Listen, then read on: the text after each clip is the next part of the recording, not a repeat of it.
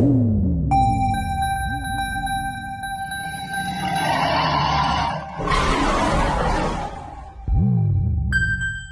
guys, welcome back to the final third. My name is Banks and I'm here with a very special guest. I'm here with one of non-league's finest. I'm talking to none other than Waltham Abbey FC's manager or co-manager, Michael Spence. Thank you for joining us today. No worries. No, Spencer, but they Spence. call me Spence. But Sorry, it's cool. My No, bad, no. my bad. So how's lockdown been treating you? Do you know what? Like, to be fair, for me personally, like, not because obviously, people were dying and stuff, which is always bad. But for me personally, like, I've just been using the time wisely, to be fair. So I've just been reading a lot more, been exercising, um, just making sure the kids do their homework. Obviously, the season's over now, so focusing on next season, Yeah. starting to session plan, going over the teams that we played and pre-season and everything. So, Yeah. and a lot more studying, just watching a lot more football. So for me personally, like I'm enjoying it. Dare I Yeah. say? I hear what you're saying. There's definitely two ways you can look at it. Obviously, huge change for everybody. Nobody's really gone through this sort of situation where you have to stay indoors, like no work, football, all of it's been completely locked off. So you can take the positives from it and try and pick up new crafts. Dedicate yourself to whatever you couldn't do before, which you've clearly For done. sure. I see that you decided not to go down the completely bald shaven look. See a lot of people doing that during this lockdown. Do you know what? Like I toyed with it a little bit, but like yeah, that's not really me, man. Like Yeah, I no hear it. hair. I hear it. And because I'm doing a lot more exercising, when I exercise, I like to I like to feel horrible and grisly, like That when way I'm you know working. that way you know it's working. Yeah, so like from when I was young, it's like when people see me and they're like, "Why'd you look like that?" And it's like, because I'm working now. It's in So grind mode. It's in grind mode. yes, when you see me like this, like there's good work happening, good stuff's happening. I like it. Well, there's a lot to get into, so let's jump straight in. So as Waltham FC's co-manager, how did you get into coaching in the first place? Like what made you go down that route? Yeah, no, do you know what? Coaching never really. I didn't want to do it. It didn't really interest me a couple of years ago, like when I was still playing. But it's weird. It's like without realizing it, I was kind of getting into coaching. So like when I was an older player. So when I say older, I mean when I was, especially when I was like 28, 29, and playing at teams, and we got a lot of young boys, and I'd just find myself I'd kind of put an arm around them and like if they're like centre mids, look, try and do this. When the ball goes here, this is where you need to be. Yeah, Do that, and just kind of not play the game for them, but I just kind of give them advice, and then yeah. it kind of snowballed from there. One of my good friends he was at QPR but he left, and he just come back from doing a year traveling South America. Wicked coach. He was always like, "Oh, get into coaching, get into coaching." Okay. I was like, I don't know if it's for me. And then yeah, by the time I got to Waltham Abbey, after my first season, during pre-season, so the start of my second season there, the assistant manager left, and he took a assistant manager job at East Thurrock, who were 2 leagues above at the time. So I just said to the manager, "Look, I kind of now I think this is what I want to do. So I wouldn't mind Kind of like just throw maybe your name in being there. yeah, like maybe be your assistant or take sessions and all the rest. But I was still playing, so I did sessions every now and then, but it wasn't like all the time. So every Yeah. now and then I'd do some sessions, and yeah, it just kind of built from there, really. Okay. So you transitioned from player to um obviously co-manager at Waltham Abbey. Tell me about the differences between possibly coaching by yourself and then having a co-manager Billy Holland.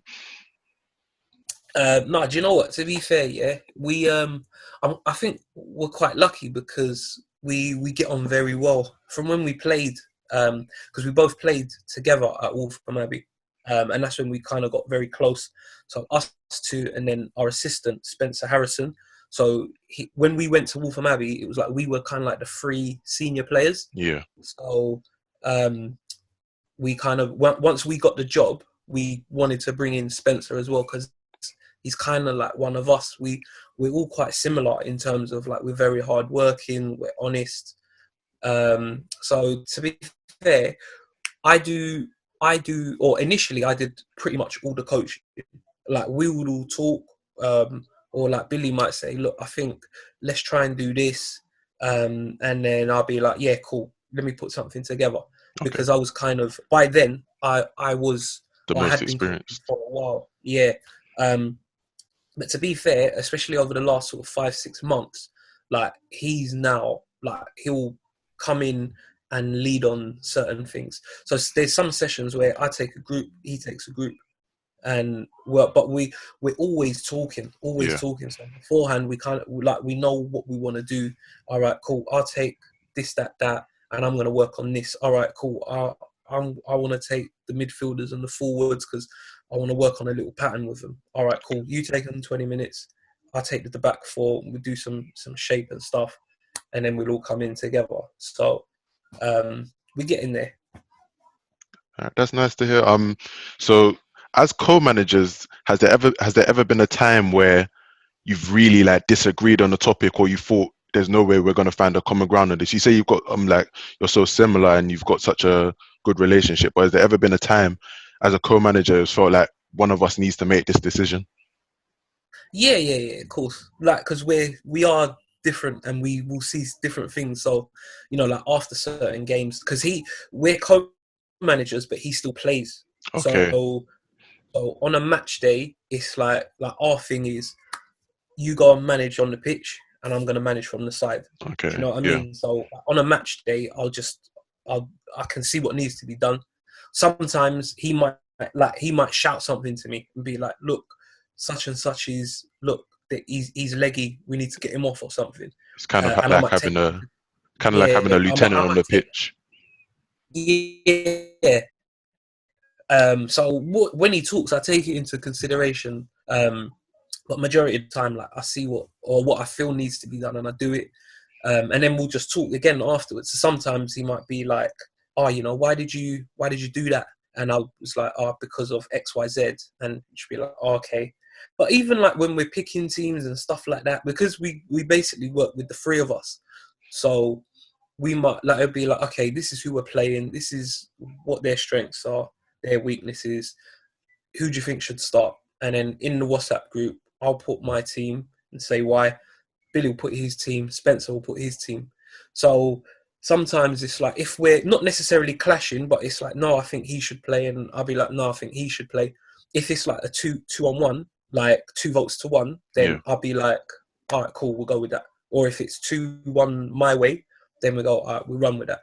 Do you know what I mean? Like, it has to be some sort of coming together at the end of the day. We're all in it together in a day. Look, if we all, and it's not like where I'm coming from and where he's coming from. All we want to do is win. So do you know what I mean? So we just look at it like, all right, we'll run with the team, but we're not in like this, you know, we should have done what I said kind of thing. If we lose, we lose, and if we win, we win. Like, we're all doing it together. So 100%. So I think it's easier as well when you're younger, because I don't, especially like managing, you know, I don't think we've got a chance to have egos now. So we just want to do well. Do you know what I mean? So we're prepared to do anything. I guess when you're kind of new to the game, it's less about let's get the right thing done, rather than you got to follow my lead. Especially when you're co-managing, you just want to get the right thing done. Yeah. Do you know what? Like, I mean, even when you talk about leadership, like, what is good leadership? Like, is good leadership necessarily do as I say? Yeah. You know, I wouldn't say that. I do a lot of reading and stuff as well, and you know, part of being a leader is you if you've got boys who can lead, like for example on the pitch, then you know, I just need to kind of help them in the right direction. Yeah. Do you know what I mean? Like, but It's they not. It's can not always kind of about take you care of putting your. themselves. It's not always about you putting your voice at the top. Make sure everybody hears me. Kind of No, let it's me ego. empower. Let me empower my Yeah, players to do that. yeah, it's not, yeah. Like, because end of the day, like the way like I win, like they have to go out and win the game. Like I Yeah. can't cross the line, so I need to make sure that uh, they're empowered, but they're motivated, and I'm talking to them with respect as well. So they want to go out and do the job because I need them to do well for me to stay in a job and to progress. Do you know what I mean? Yeah. So like I just yeah, I'm not far gone as a player as well. So I kind of know what it's like, and I remember from when I was a player how I was spoken to, good and bad, the things that I liked, the things that I didn't like, things that I'd say to myself, you know, if I was doing this, this is what I would do. And it just so happened that I got a chance to kind of do that now. That would have perfectly led me into my next question. From your playing career, in terms of the managers and just your time playing, actually playing the game, what did you take from that and bringing that into your managerial role? Sorry, say that again. It just broke up a little bit. So from your time as a player, in terms of the managers you've played under, the coaches you've played under, and also just being out there, what have you taken from that and um, brought it into your managerial game? Um, Let me think. So there's like good and bad. So Yeah. a lot of the times, especially when I was playing, so when I first started playing, like when I got into non-league, I was 20, I don't know, maybe 22-ish, about 22. And I was at Hornchurch. This is like, I'd played non-league like kind of on and off. I went to America, I'd done a scholarship, but once I was in non-league, like I was at Hornchurch. So I was about 22. And to be fair, the manager, Jimmy Mack, like legend, love him to bits. Pick up Jimmy Mack. Didn't always agree with like everything he did and that, but you know that's kind of the game. But Yeah. that's what I mean. Like, as in, there's things that people would do, and I would be like, no, I wouldn't do it that way. So, for example, a lot of the times when I played, like every other word was a swear word. Yeah. You know what I mean? So, oh, Spence, what the are you doing? Like a lot of swearing and stuff like that. When you go into the changing room, like half time, things are getting thrown around, and like me personally, I just kind of never really agreed with that. Mm. I didn't really like it. Can you hear me? Yeah. Yeah, I can hear you. Just a picture that's freezing Yeah. up a little bit. Okay. Yeah, Cool. As no, long we're as you back. can We're hear back. it. We're back all right now. Yeah. Ooh. Cool. Yeah. So like I was always a thing like just like why would you swear at someone? Like you're not gonna get any better out of them. Mm. But me, I was always like I'm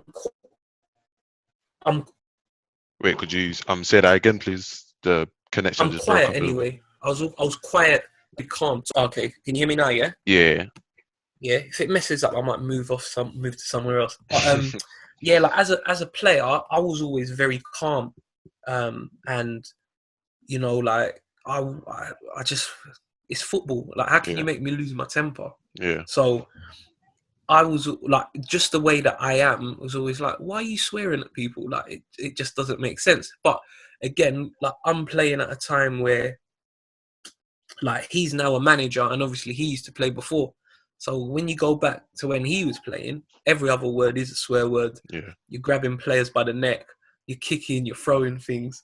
So like from that, I would be like, no, you know, if I was a manager, I wouldn't do it like that. I would Yeah. make sure I talk to people and I'm giving you good information. A lot of the times what you find is like the easiest thing, anyone can identify a mistake, not just football.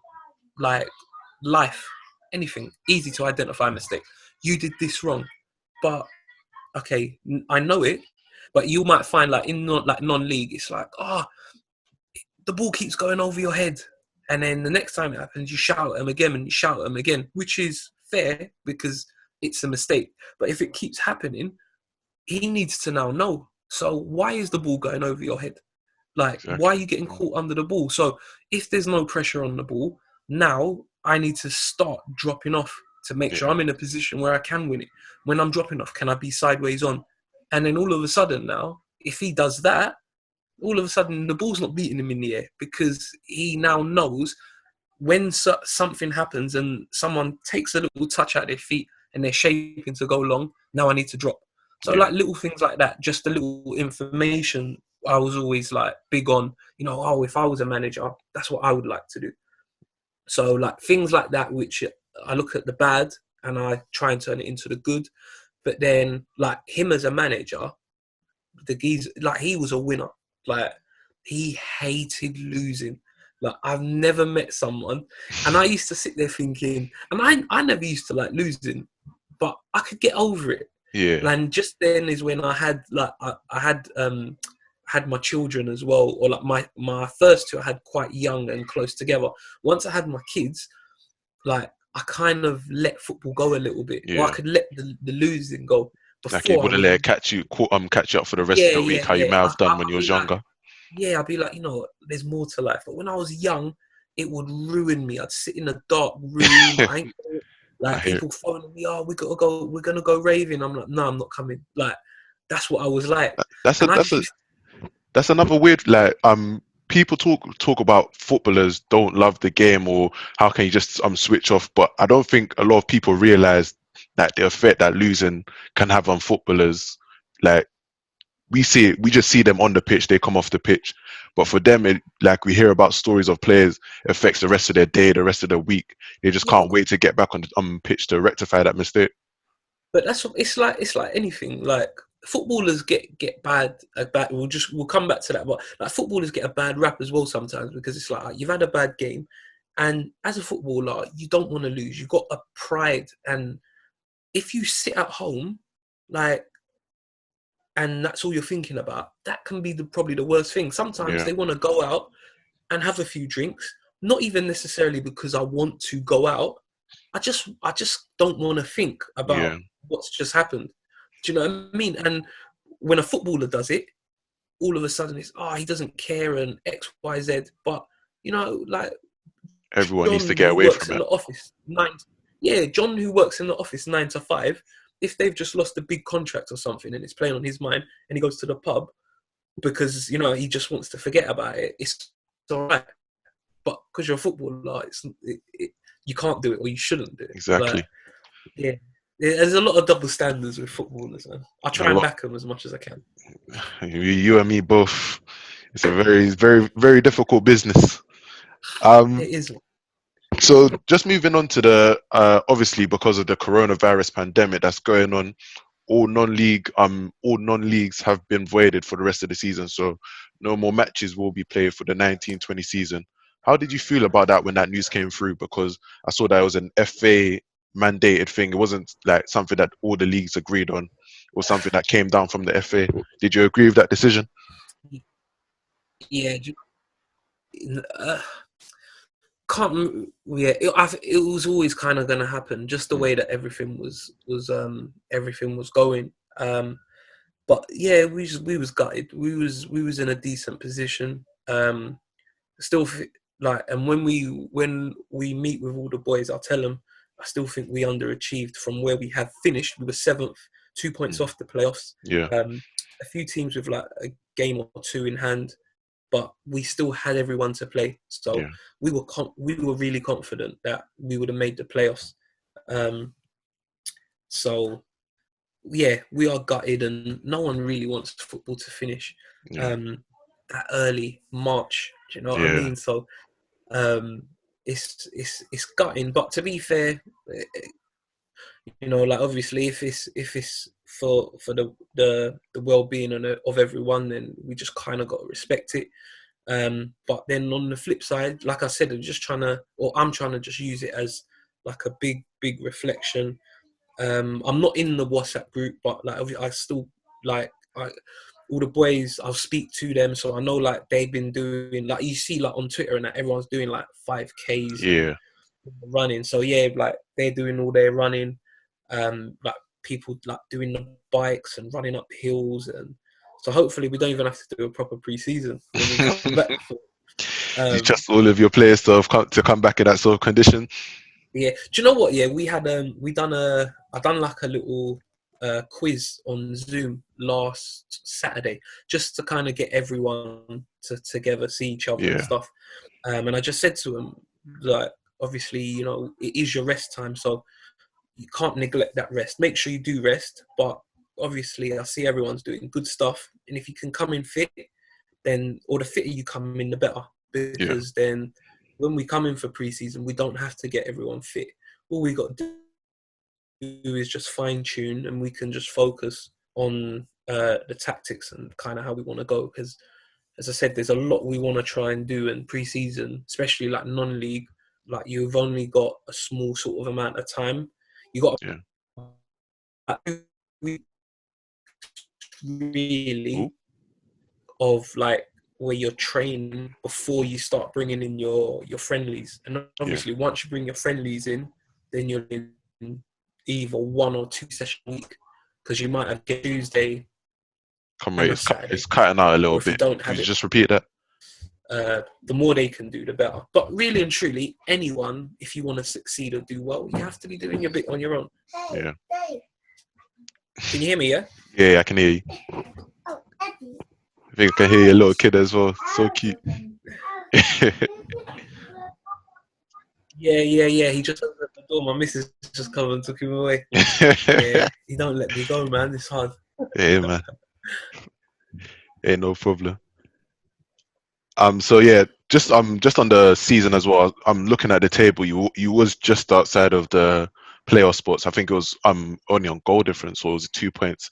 It was just outside of the playoff spots. So you did feel like this was the season where you could have made that leap for the playoffs and possibly went up. Do you know what? It's easy to say it now, but I know we would have gone up. I know it. I know we would have gone it.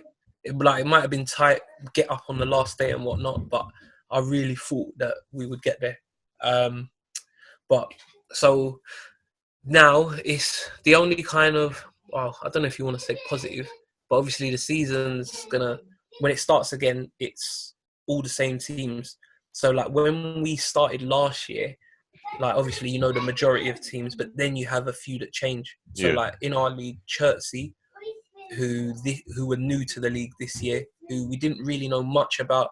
So Chertsey, Staines, Harlow, who came down. Is there any others? Barking come across from the other league, but obviously now it's like we played a few teams twice and we played everyone once. So you kind of like, got. and so we know majority. We know what we need to know about them. I got all the notes. Um, so we kind of like strengths, weaknesses, formations, blah blah blah. So again, it helps us with the planning. So So you feel next the season you more can we come can back a lot do it, stronger against them. yeah. So like I said, like I want to. I don't want to jinx it. I'm looking at trying to win it outright now, and I know that's not going to be easy. And again, obviously, because you know we're still young management and we're like new to it, but you know, like it's just kind of how I am, and the people that I like played with and played under, they were just winners. Like Yeah, they were just aiming as high as possible. Never ever spoke about, you know, let's see where this takes us, or yeah, let's finish sixth, or like sixth. Who wants to finish sixth? Like we exactly. want to be number one in it. So that's where our mind is now, anyway. Are you expecting to come back with a similar group of players? Because I know in terms of contracts, who's going to be able to, teams being able to sign up the same players again, is that going to be a problem for the club, or do you expect the same group of Um, players to come back? I think I think the majority of the squad will stay the same. I think I know, to be fair. I think majority will stay. We've identified like 2 or 3 positions that we think will make us like Take it to the next level. contend. Yeah, so you know we're always looking, and Yeah, like I always say to the players, it's like you know we love you lot and everything, and we hope you lot love us, but and like we're here for the club, yeah, and you know if a player comes in they can do the business, better than you or whatever. However it works, then that's just it. And in 10 years, we probably not going to be at the club either, like as managers. But the club's always going to be there. So we're all just trying to do what we can for the club. So I think we'll keep the majority of our group. I think it's just the way football goes, especially non-league. We'll end up losing a couple. I think a lot of teams will as well. I think once we come back, I think a lot of budgets will get cut. I don't see, because it's a different time for everyone, and obviously like the chairman and like of any club, a lot of it is they're putting the money in. So if they're businessmen, for example, and they're losing out now, they're It's got probably to be not made going up to want somewhere. to. So I think it's gonna be interesting. We don't work off a fantastic. We don't. We've got a budget, but it's not fantastic. Yeah, Like compared to some of the other teams in the league. So it's no I Salford City. suppose, yeah. So I suppose it kind of, if budgets are getting cut, it kind of works for us because we can't really pay big anyway. So we're not really at a disadvantage. Yeah, of course. I'm assuming because of that fact, it will probably help entice players more. See what you can do with that budget anyway, since it's not really going to be won't be affected too much, or it won't be too different. Teams will be able to come and see that you can be able to come here for the coaching rather than possible paydays. Yeah, do you know what? With us, like that's a big thing. Like when we're bringing players in, and we always say, we haven't got bundles of money, but what you get from us is everything else. Like Yeah, we invest in the players, and we want the players to do well. And if teams come in for you, and you can push on, and improve yourself, better team, and push your career on, like we're gonna push you that way. We want players to push on, it's a positive for and you, for the manager, player, and the club. yeah, of course, of course. And we, like for us, and I've been at clubs where training is just you do the same thing every day, up every like session, and it's Yeah, like your head's not there. Everyone's taking the piss, and like I don't want it to be like that. So I make sure, like when we're planning the sessions, every week something's different. Even if we're working on the same things, but the practice itself is different because I want the boys to be engaged and I want them to enjoy it because end of the day, they're giving up their time. Even though you get paid, you're giving up your time to come. So the yeah, least we can do on our end is put on a very good session, which I hope we do. And obviously, like I said, like with the money, like normally, like anything, money buys quality. So yeah. if we're not in a position to spend lots of money, then we have to improve our players. And if we can improve the players and make them better, that's good for the club because then obviously it's a steal basically because they're not on fantastic money, but they're now performing at a better level, and then hopefully they do push on, and it just looks good on everyone. 100%, 100%. There's something I want to pose to you. It's a sort of question, but it's something that's been questioned around English football for a while now. So Um, it's the question of developing young players.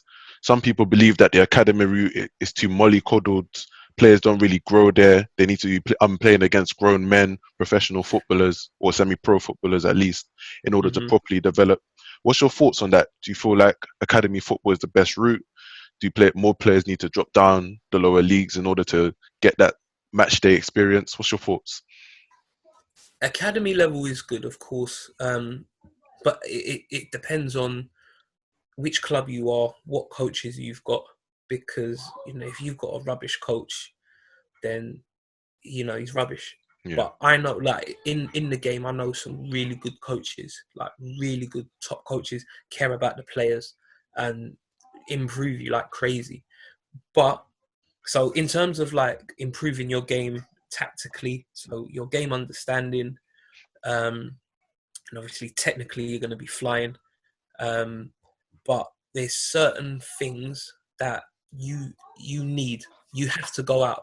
So because like I used to do a bit of work with QPR, so yeah, I'm quite close to the academy director.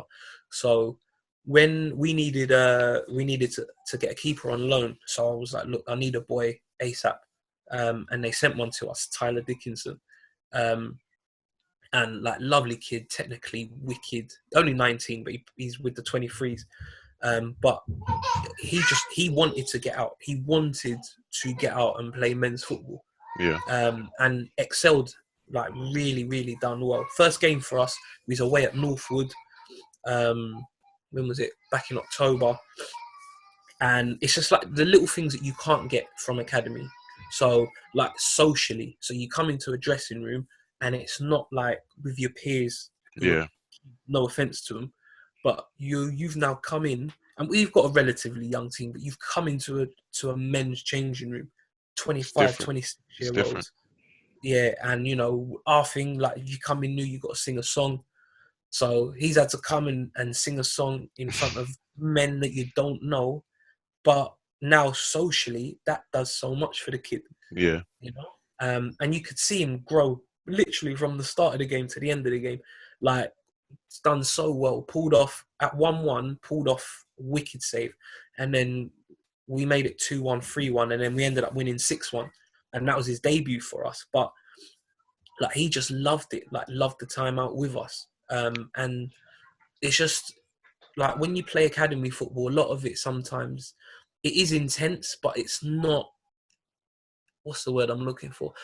It's competitive, but it's you can't you can't replicate how competitive like a non-league game is. 100%. You just 100%. can't, because we're playing. We want to win. Like there's points on the board here, and some players are playing for like 10, 20 pounds. So they're not even playing for money. They're playing because they love the game.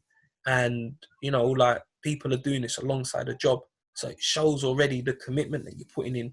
And I think it's an eye-opener when boys see that as well. Because sometimes you can kind of take it for granted. You just think, oh, I wake up, I play football, I go home, I play Call of Duty, I go on Instagram for a little bit.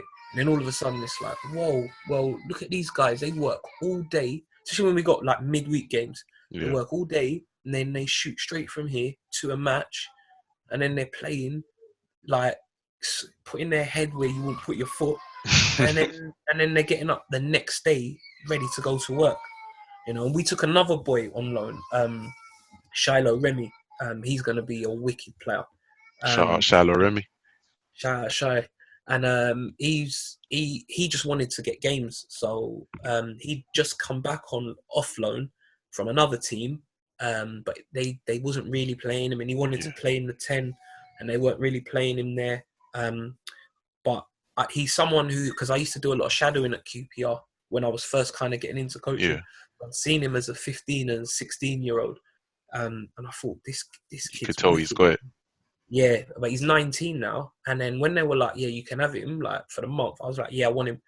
So he come down, and again, he's another one who just excelled. Looked like little small thing, but he put himself about. He didn't pull out of tackles, and he just really wanted to learn. But I can tell when he sent me a message when all the lockdown and stuff happened, and I just said, look, thank you for your time with us.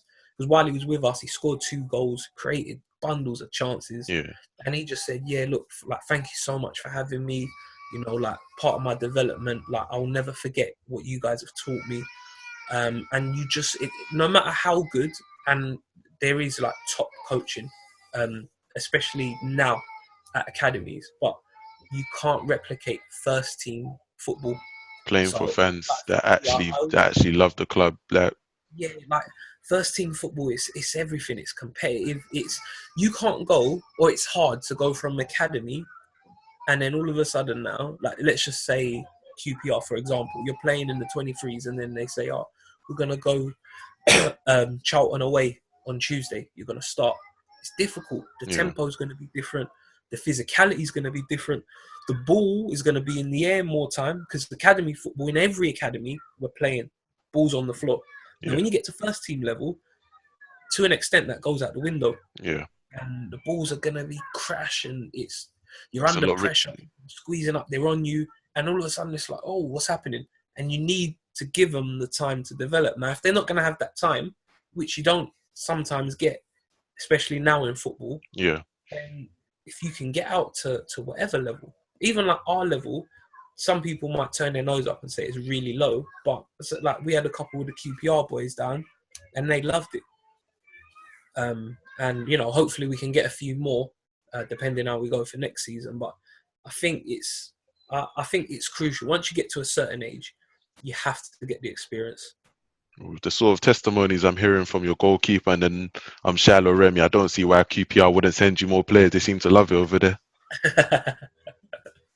Let's hope so. All right, so moving on. So we was talking, in fact, just talking about Shiloh Remy. There's another question I wanted to pose to you. Talking about Shiloh Remy, you said he's a 10, kind of small, but you didn't expect him to be able to put his foot in. Do you feel like there's still a place for the number 10 in today's game? Because nowadays it seems like managers want midfielders who's going to work, do all of the running, and kind of the sort of Mesut Ozil type of players, ones you maybe aren't going to expect as much running from. But you're still, they're going to create a bundle of chances. You know how good they are on the ball. Do you feel like those sort of players can still be accommodated in the modern game? Do you know what? It's hard. You're going to have to, because now in football, you have to do work off the ball. So I think you can still be a 10, as in when you get the ball, you can still be creative. Like you're the go-to guy and you can open doors, you can score, but you have to work now. It's different. Like 10 even up to 10 15 years ago, or you look at someone like, say, like Dennis Bergkamp, when he come, he's not a 10, but he'd play like a 2 up top, second striker. But he'd drop in that 10 role. Now a lot of the times everyone had 2 in midfield, so like you match up 2 in midfield, and then I go there and no one's going to come with me. Centre back's not going to come with me. I get the ball. And then a lot of the times I don't have to like sometimes drop deeper to help midfield, because no one ever really had 3 boys in midfield. Yeah, it was mainly 4-4-2 back then. Yeah, and then like even now it's like, if you try, say you're 4-3-3, all right, we've got 2 midfielders and they've got 2 midfielders, but like they're gonna have an extra midfielder, so I got to kind of monitor him a little bit, whether he's deep lying, whatever it is. But now you got centre backs who can play and step into midfield to play. That's another body. So I can't have the luxury of doing nothing because we're gonna be overloaded like crazy. Do you know what I mean? So I think the game's just evolving where, like, your roles and responsibilities, now you have to have more off the ball, I feel. But I still think, you look at players like David Silva, like technically when he gets the ball, he's unreal. But if you put a heat map on him, or if they still did like player cam and things like that, he does a lot of work. And anyone, there's a myth that comes along with even like with Ozil as well. Like like people say he doesn't run. All the top players, and to be fair, like Ozil, for me, I used to rate him extremely highly. I think he has like downgraded a tier for me. But, naturally, age and all of the miles he's done. Yeah, but that's a different like conversation. But for you to be the top player in any, like on the pitch, like top number 10, top whoever you are, you work the hardest. Yeah, you work the hardest. Like 100%. That's just how I think it is, And if you don't see that work on the pitch, then you're working extremely hard off the pitch. The best players are the hardest workers, and that's why they're able to be the best player over a sustained period of time. You only have to look at obviously Messi, and you look at like Ronaldo, who's 35, but he looks like he's 21. And works harder than, trains longer, works harder than a lot of people in their 20s. Yeah, like that's it, and that's how he's able to stay where he is. And you look at someone, I'm not saying, like, I don't know Neymar, I don't know him, I don't know how he trains and all the rest of it. But you look at like Neymar, who had like a period where he was up there, and it was like, oh wow, Neymar. You're talking about his name in the bracket, and then you don't. Whereas you look at over the last 10, 15 years, Messi, Ronaldo, they just done that. Go high, might come down a bit, but it's still crazy level that's not close to anybody else on the planet. so high, like only they can, only they can push it. But you know, it's extreme hard work, and that's the biggest thing that people need to realize. Like players, fans, whatever. Like to be the best at anything, not just football. Like hours, hours, hours. 100%. All right. So moving on. Has there been a player so far that you've coached or maybe faced and you thought, what is he doing at this level? I can't think of when I played. No, there was some good players. Yeah, there was good players, but the good players normally tend to push on. Okay. At the minute, we got a boy who's Prince. He come to us. We took him from Hartford, so he started the season at Hartford. We took him in November. He come to us.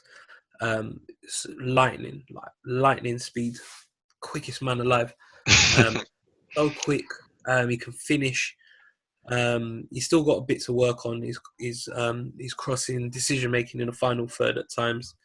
His first proper season, like at this sort of level. So sometimes in the more physical games, he goes missing a little bit. The pitches are really bad. He struggles at times, but like Astro pitches and stuff, he's like Worldly. yeah, you can't stop him. Is this a winger we're talking about or a striker? Winger. But Okay. I think he could play striker. There was a game where we put him striker towards the end of the game because we were kind of going for it. We ended up winning because he's that quick, man. Yeah. But he'll at the minute. I don't know what's happening with him at the minute. At the minute, he's kind of talking like, yeah, I can't wait for pre-season, but he shouldn't be coming back. You think he's definitely? Yeah, someone will come in for him. Like last year, we had like QPR come down a couple times because I knew two of the scouts, so I knew that they were coming down. They'd come down a couple times to watch him. I know Colchester come down. I don't know if it was for him, but I knew Colchester had come down when I spoke to the guy on the door. But it was when QPR come to watch him. So I'm thinking, well, they must all be kind of watching the same person. There was another game where Brighton sent someone down. Again, we don't know who, but he's young, he's quick. An attack that you'd expect to be making that step up pretty soon. Yeah, he will. Like we had a game we played who were top of the league, or were they second? They're top of the league now, like when the season finished. I think they were second. This is the game before Christmas. So if they won it, they would have been top for Christmas. Yeah. And like on the Friday, it hammered down with rain, but they've got 4G. So we knew the game would be on. But basically, every game in the league got cancelled, except for our game. And I think maybe Harlow. Another team who have 4G. So it was only like 2 games on, so everyone was coming to watch our game basically. Yeah. I think we were maybe 5th or 6th at the time. So it was pretty much a kind of top of the table clash or promotion chasing teams. Yeah, like they were kind of billing it as, yeah, come and watch Ware go top for Christmas. And then, so yeah, a lot of teams, and obviously the league above teams weren't playing because of the weather. So a lot of teams come over that game, and he scored a worldie goal, like first like 2 minutes. And then after that, it's like when you kind of heard that like people were in the crowd and they were like, "Oh, who's that boy? Who's that boy?" So I know like Hornchurch, who were the league above, where I used to play, they were there. They liked him. I know the Haringey borough manager quite well. He called me once and was like, "Prince, like who's this Prince kid?" So, like, literally, the league above us, everyone wants him. The league above that's Conference South. We played Billericay in the Essex Seniors Cup semi-final, and we lost. But after the game, like Jamie O'Hara's their manager, he was doing blah blah blah. At the end of the season, you know, we'd love to have you, and this, that, the other. So he shouldn't come back to us. But you'd love it if he did. No, if he did, brilliant. But he's I don't even want to say he's like too good, because then it sounds like the other players are not good. Yeah. But he's at that age, because we've got boys who, like, well, even when we had like the QPR scout come to a couple games and was like, "What about him? What about him?" And I'd be like, "Yeah, he's good." And like, "Oh, how old?" And then when you say the age, they're It's not kind of a really. put off. Yeah. Yeah, but he fits perfect because he's not too young, he's not too old, but he's got the raw ability. But the biggest thing with him is he's got a great attitude and work ethic. And when you can get that, you the world's your oyster. You can always improve. You will improve because you're prepared to listen and learn. So I think for him, Prince, he's the one. But I think he will definitely He go would. higher. We just 100%. don't know when. No problem. Now talking about you, I don't know whether your employers would like to hear this one, but what are your future plans in management? Have you thought about what level you'd like to see yourself at? Do you know what? Yeah, like it's weird because literally 3-4 years ago, I I didn't even think I'd be kind of coaching, Yeah. and like before taking this job, like just over a year ago, I wouldn't have thought I'd ever be a manager. So it's a hard one, man. But all I know is, like, at the minute now, I love it. I love the managing and I love the coaching. And when you stop playing, you just miss, like, Yeah. you miss the changing room and just the banter with the boys and just going and putting on your boots and coming through the tunnel and just all of that stuff. So it's nice because I kind of got that back Yeah. without, crossing the line. Um, but I think, like, for me at the minute, I'm on my UEFA B, which I was meant to start last week, but obviously it's been pushed back because Yeah. of the Pandemic. virus. Yeah, so I'm on my UEFA B, so my plan is when that does start, I wanna finish it by the end of my last block, so I can get signed off. Yeah. Um, I want to get promoted, I want to get promoted with Waltham Abbey, um, and I just want to build like my own personal business or my coaching company, Spence of Excellence. Okay. When I was a little bit younger, I kind of was like, oh, I want to go into the academy route and stuff. But I've done it a little bit. It's nice, it's good because you do learn. But I'm just at the stage now. I wanna like, for me personally, I wanna try and build my thing. So I wanna have a nice grassroots link, Yeah. a pro club, and where I can kind of get boys put in, because I think at grassroots I wouldn't say there's not good coaches, because there is, but um, It's, for what I can give, like, I think it'd be more beneficial for people who are not in academy. Not saying like, oh, I know everything about coaching and stuff, yeah. but I'm coaching at a certain level, so I think it'd just be really nice that people who are not in academies are being educated and Coached the right coached. way. Yeah, and I was like, when I was young, and I was in college, I was fortunate enough that I went to a football academy, which at the time, if you wasn't at a professional academy, it was the best place to be. And we were fortunate where we had two coaches who were unreal, like ahead of their time, should have been at pro clubs. One at the time, Richard Allen, who's now director of football at Loughborough University, but he was head of development at Spurs QPR. Um, he was talent ID for England. He was an England scout. And another guy, Franklin Shillingford, who worked at Spurs, worked at QPR as a scout, really good scout. But them guys, their brains was just light years ahead. They were things that sort of people do now in football. And like the whole, like when England went through the phase like about 10 years ago, we need to start playing out from the back and Yeah. all and that. We were getting good coaching, and they were teaching us things from, like, when was that? This would have been 2002, 2003. So they were just ahead of their time. Yeah.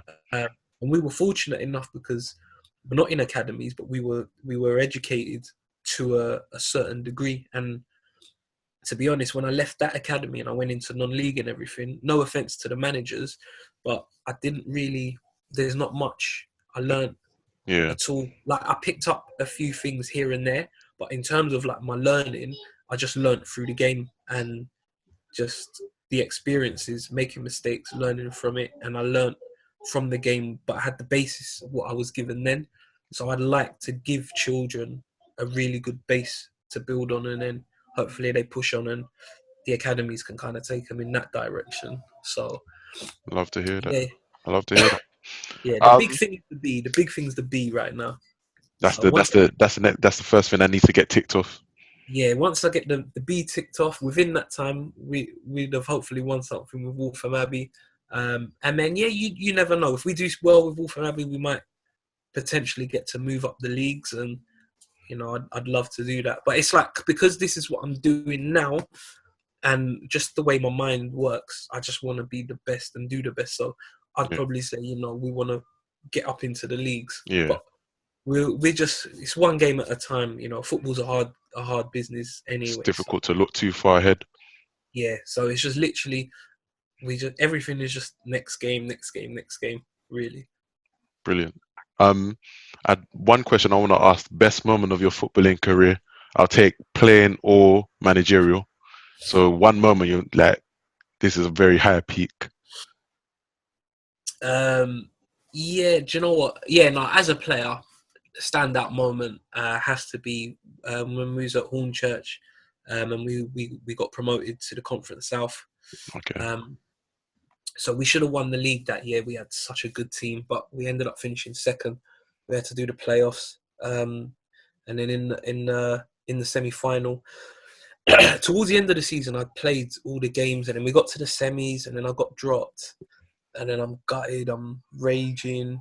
I wouldn't really show it. I was never like a Yeah. bad egg or nothing, but I'm just so gutted because as Like this is players, the crunch time. This is where you want to be playing. yeah, you want to like the big crowds and like I love it, man. Like that's what you want to. That's what we do it for. Yeah. So anyway, like so I was a bit down in the dumps. But anyway, we beat them 3-1. Beat them. We had Bury Town in the semis. We beat them 3-1. I come on. I actually done all right, but it was I don't even remember celebrating. Like I was so upset. And obviously we got to the final. And then just the whole build up, like I look back on it now, like fonder than at the time. Like I've got this problem where when things are happening, I Don't just really take everything. appreciate. Yeah, I take things in my stride too Yeah. much and just okay, what's next? But when I look back on things and then I appreciate it. So just like the build up, obviously we went to the final and the fans are buzzing and the newspapers, like the local papers and everything. And then we trained on the Saturday, like just like head tennis, little muck around. Yeah. And then we had the bank holiday Monday, home to Lowestoft. And then obviously a sub again, so it's a little bit gutted or very gutted. And then we win 0-0, and then one of my other pals, who's actually striker at Waltham Abbey now, but we played together. So like Leon McKenzie, he's come off the bench. He come off the bench before me. He scored. We went 1-0 up. Then they score 1-1, and then I come in just literally about 10 seconds before the end of the Regulation. first half of Of extra time. okay. Yeah. Yeah, so I played about 10 seconds there, and then obviously I had 15 the second half extra time. But it was just wicked in terms of like the amount of people that was there. And I just remember thinking, I have to take a penalty because it looked like we were gonna go to pen. So I thought, Yeah. like, while we're playing, every time the ball went out, I started thinking, all right, where should I go with my pen? Because I'm taking one.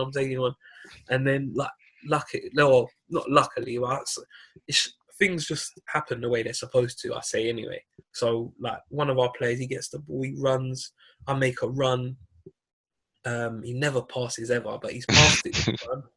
He's passed it. Leon's kind of come across, and then he kind of leaves it last minute for me, and then I shoot, and then it goes in, and I was just like, and this must have been about 1:19, so we're about a minute before we're going to pens.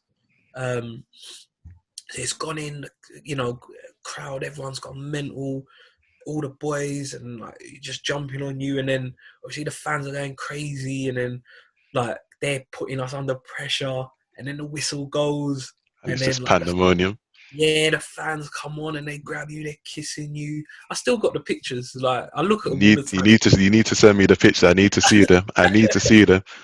Do you know what? I'll send you the picture. I'll send you the videos. I got everything. Because literally, it was what date is it today? What is it? The 8th or the 9th? 9th. So 7th. It was 7th of May Okay, 20. anniversary just passed. Anniversary just passed 8 years since we done it. But yeah, that was just like, it was bittersweet because I was so upset that I didn't start. But then by the end, Everything just everything works out the way it's supposed to. the way, like, and even like I had this conversation with like one of our players, one of the Waltham Abbey players, and he was like, "Why didn't the manager start you or Leon?" And I was like, "Look, at the time, and then I was 26, so I was like, I was bitter. Like, you're angry, you're upset. No one Yeah, wants to not play." But I was like, look, the older I get now, I kind of like, I realize it as well. I'm a manager, so I understand both sides of the yeah. fence. It's hard. You can't make everyone happy. That's a fact. That's what I've learned. And when you try to do that, it's bad news, man. Can't do But it. everything, you can't do it. But everything just works out. Like, if I started the game, I would have scored the winner. Do you know what I mean? Yeah. Like, but it's just it was supposed to go that way, but I just came off the bench instead. But as a player, that was the best. And we won another cup, to be fair, but winning's always good, man. Yeah. Like, if you But can play football and win last minute winner, I don't I don't know how you top that one. I don't know. I think I can see why that's the pinnacle for you. I Yeah, can see. do you know what's crazy? I had because I knew I wasn't gonna play, and I said to my missus, I was like, "Look, don't bother coming, don't bring the kids." So I had no one, like, as in like Oh my people, yeah. no one was there. But my missus comes to pick me up. Um, so she's in the car park, and she just sees like fans leaving. But these are the lower staff fans, so she doesn't know it at the time. Mm, She said she could hear like cheering and see fans leaving, and she was like, "Oh no, they've lost." And then once we've gone back in, obviously we've done like the ceremony, yeah. we've got our medals, we lifted the cup, we've gone back in, they've like champagne spraying everywhere. And then I've got to my phone, and I'm like, "Where are you, babe? Where are you?" And she's like, "I'm in the car park." I said, "Come inside, come in. We won, I scored." She's like, "What?" Do you know what I mean? "Oh, why didn't I come in?" So like that is a little bit gutting. And then you come in like the clubhouse, and it was, to be honest, it was weird. It was It's a proper bit surreal. surreal. Like, Yeah, yeah, like, literally. it was weird. Like, and like you hear, like, I'm not shy, but certain things make me shy. Yeah. Like, if you talk about me a little bit too much, I kind of get, it makes me feel a bit awkward. Yeah. Like, but I'm not. It's a weird one anyway. But people like in the bar, and everyone wants to talk to you, and randomly they just start shouting, like singing, "There's only one Michael Spencer." And then like the local paper was there, and they wanted to talk, so I had to do like a little thing for the paper. But it was you. Oh yeah, you can't. You I think can't you summed it up. You can't top you it. can't you can't top it. You can't top it. You can't top it. But yeah, I just yeah, as a player, yeah, that's it. Had one or two as a manager, but we've not won nothing yet. But I've had like games where I think, yeah, man, like this That is. feeling. But yeah, hopefully, if we can do that, if we can win it as managers, I think it will be better. I think the feeling will be better, Because you see the other side of the slug. because I see Obviously, the others. yeah. It's harder, man. Like, no matter how hard you think you work, or like as and I'm not saying players don't, because I worked very hard as a player, but the manager, it's a different kettle of fish, because as a player you manage yourself and you focus on yourself. Mm, I need to go to bed at this time. I need to eat at this time. You know what I mean? yeah. Are my boots washed? Whatever your normal ritual routines or whatever it is. As a manager, it's okay. Have I picked the right formation? If and like this is like how my head goes. All right, this is the team we're gonna play. All right, is it right? Okay, what are they gonna do? This is what they're gonna do. How can we counteract it? If they change it, what might they change it to? And then It's I'll crazy. think of It's two or three crazy. different things. But like, this is me just guessing, two or three things they might do. Okay, but if they do that, what can we now do in order to change it? What changes can be made without having to make a sub. So who can potentially play 2 or 3 different roles if need be. Then, okay, just check up on the boys. Have they had a good night? The ones with kids, have their kids slept well? Are they under the weather? Have they done this? How we get into a game if it's an away game? Has everyone, made their arrangements? So much that comes with it. So many different other things you got to take into account. So many, man. And again, like I said, it's like when now I'm on the fence, and I used to like get onto even like Premier League managers, like when when you're just talking and that, no, they should do this, they should do that. But now I'm a lot more reserved because I get it, man. It's difficult. I understand. Final question. This is just one which has split numerous families, numerous people, numerous friends. You've got to start one player, sub one player, and sell one player. We're talking Lampard, Gerrard, and Scholes. Which one are you taking? Cool. I think I'll probably get a lot of heat for it, but again, it's personal. Like Personal.